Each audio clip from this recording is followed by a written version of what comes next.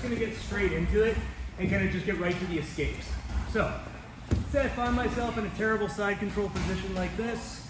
They've got the deep collar behind my head. They've isolated my arm. They're controlling my hips. What do I gotta do first? Well, just like being in side control, the most important thing is control this arm. We need to free this arm. First option, we're gonna create some sort of bump here. Just a little bit of a bump up on our hips, which will allow us to pull the arm in. We just need to get the tip in, right? Just the tip of the elbow there, right against the hip here.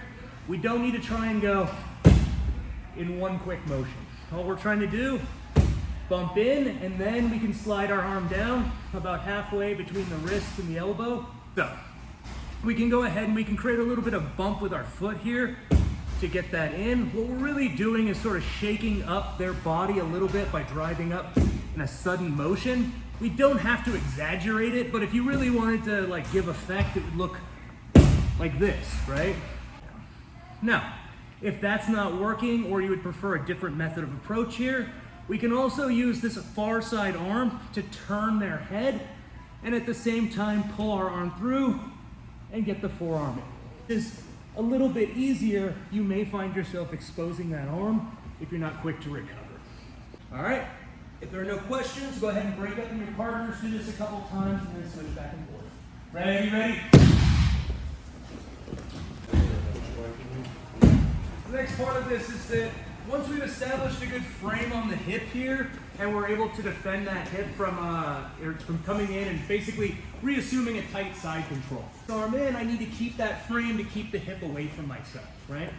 So once I get there, then the next part of this is that I'm gonna need to create another frame across their face.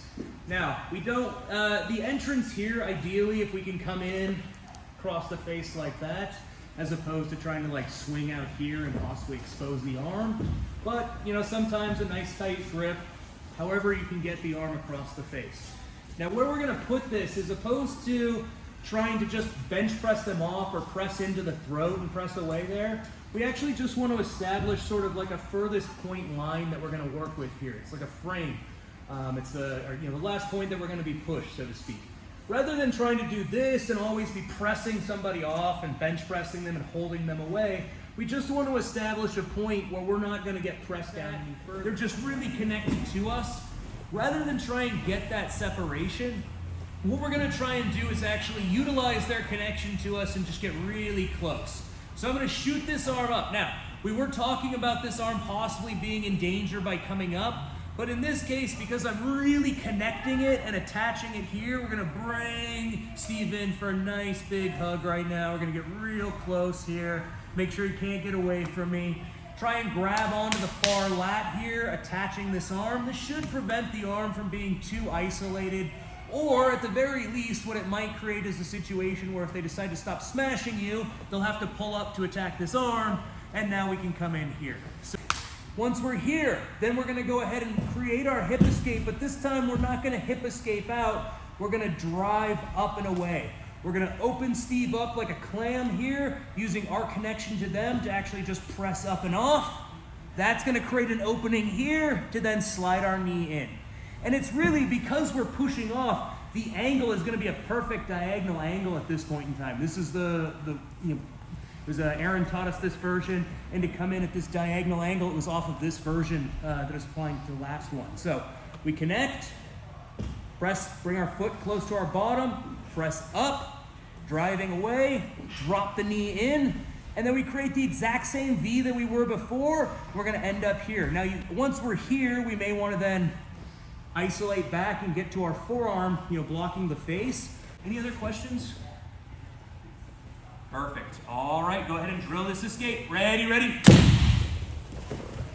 Reliance on this V, right? This frame and preventing people from getting through and smashing into side control, once we get this is really impressive as far as like holding them off. And really what we're trying to do is hold the hips away and prevent them from smashing into us or just going over us or going around us. So if we really connect this elbow and knee here and create this frame, we should have a good opportunity. If they try and move around, go ahead, just stay with them, stay connected, keep this block working. If they try and go up and over, and really at this point, right, this should hold them away, hold the hips away.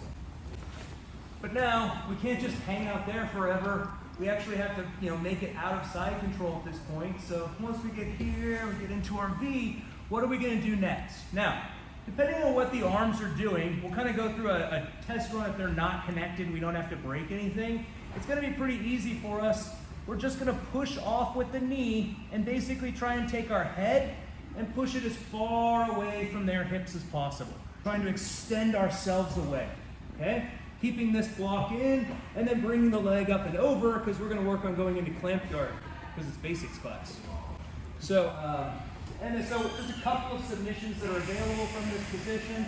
And then another side note, you can then move the foot and trap here if you would like.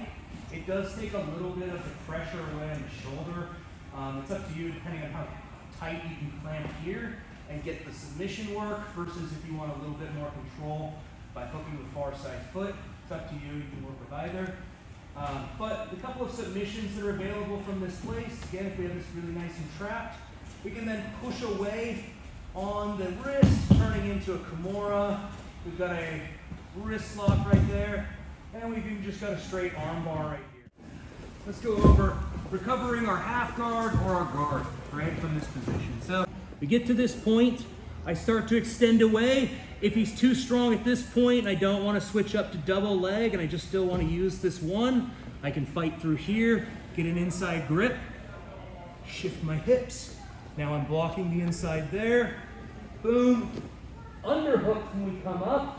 We're always making sure to keep them from just grabbing into a body lock right out of this position here. And you're going to lose everything you just went for. Start to extend away. Boom. He's holding on tight. So I stomp with two, fight my arm through, extend out. Now at this point, if they really start to turn away, this might be another situation if you have a clamp guard to just slam it in, or if they're starting to come back through, square up. Both legs are now into a butterfly guard here, but I don't just want to sit up like this and give them a body lock. I'm going to fight under and recover my butterfly guard. Now, similarly to this, if you don't want to play butterfly guard or you don't want to play full guard, you have opportunities once you've created that space. Boom, boom. We get through here, extend our way through here. Once I get here, I could just slide into half guard if I wanted at this point, if you're a half guard player. Once this leg comes across, we can then start fighting. And honestly, you might have a good opportunity for a deep dogfight entry at this stage. So don't limit yourself to having to go all the way back to your butterfly guard if you don't want it. You could also try and go all the way out and recover full guard if you prefer that. It's a little bit of extra steps here, but we get out, press through, get to this point as they're coming through, kick, kick, boom. Now we've got access to our full guard if we would prefer to work that. Really, any other questions on this? Perfect. Go ahead and drill it. Ready, ready.